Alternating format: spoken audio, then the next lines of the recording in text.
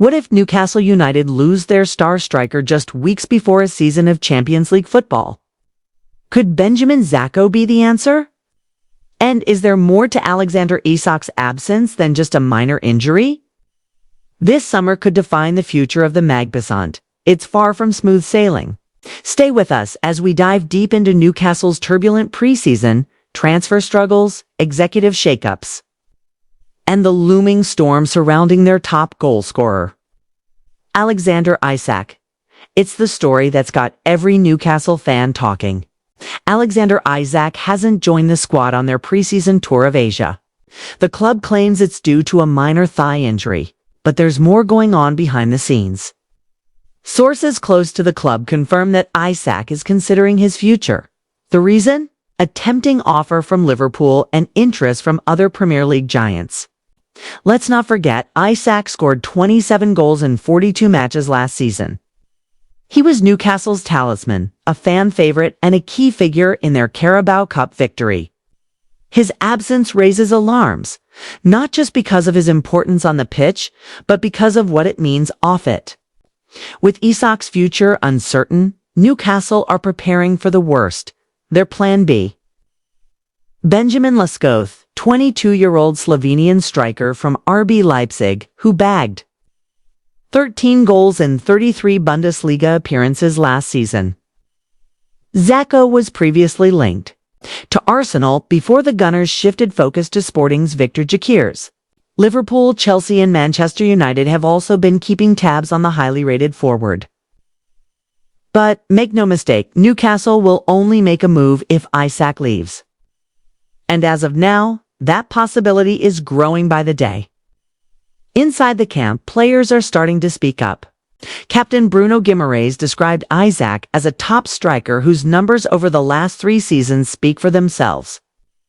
He insists that Isak stayed behind only because of injury, but fans aren't so sure. Meanwhile, defender Dan Burn admitted that any departure now would upset a tight-knit group. Words that highlight just how closely bonded this squad has become. The chemistry in the dressing room is clear. But chemistry doesn't score goals, and with Isak potentially out, there's a worrying gap up front. Let's break it down. Newcastle's other main striker, Callum Wilson, has already left the club on a free transfer.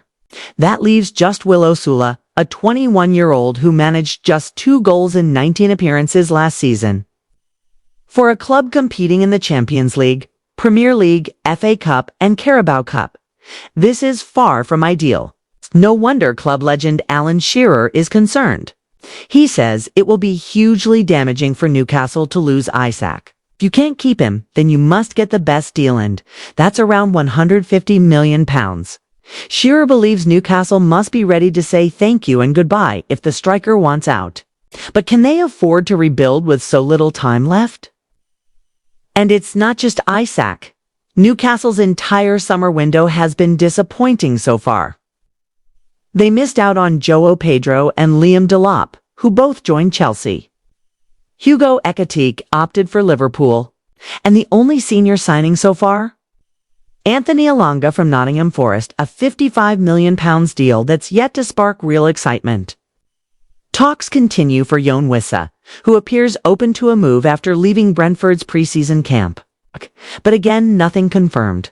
With time ticking, Newcastle's shopping list is getting shorter, and their options thinner. But here's where things get even messier.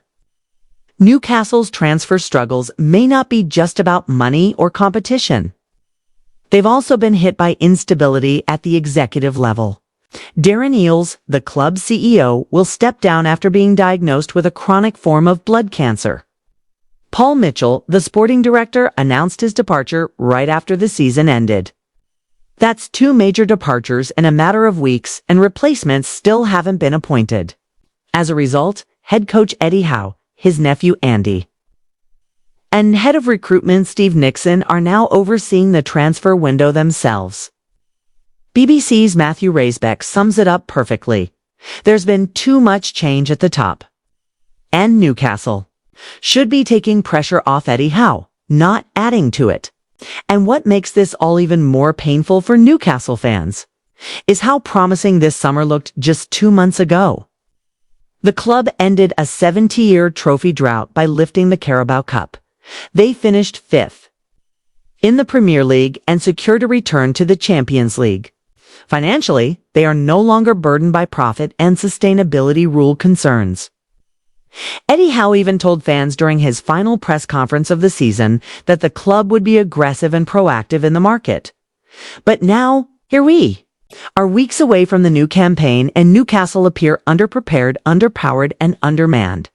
So what happens next? Will Alexander Isak stay or go? Can Newcastle land Benjamin Šeško? Or will another top club swoop in? Will the chaos in the boardroom derail their entire campaign before it begins? One thing is certain, this summer will go down as one of the most crucial chapters in Newcastle's modern history. For now, the club faces a race against time and their rivals. They're already speeding ahead.